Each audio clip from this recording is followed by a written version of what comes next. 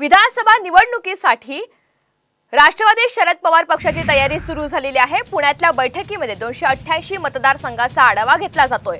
प्रत्येक मतदारसंघातून 5 इच्छुकांची नावे मागवण्यात आलेली आहेत। महाविकास आघाडीच्या बैठकीमध्ये मतदारसंघ जसे ठरतील त्याप्रमाणे आता तयारी सुरू केली जाणार आहे। अतिशय मोठी बातमी विधानसभा निवडणुकीसाठी आपण पाहतोय। राष्ट्रवादी शरद पवार पक्षाची तयारी सुरू झालेली आहे। पुण्यातल्या बैठकीमध्ये 288 मतदारसंघाचा आढावा हा घेण्यात आलेला आहे।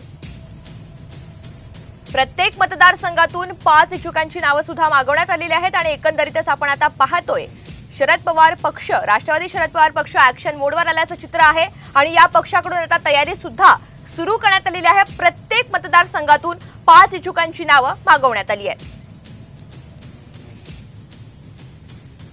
पुण्यातल्या बैठकीमध्ये आपण पाहतोय 288 मतदारसंघाचा आढावा सुद्धा आता घेण्यात आलेला आहे। प्रत्येक मतदारसंघातून 5 इच्छुकांची नावे सुद्धा मागवण्यात आली आहेत आणि महाविकास आघाडीच्या बैठकीमध्ये मतदारसंघ जसे ठरतील त्याप्रमाणे तयारी आता केली जाणार आहे।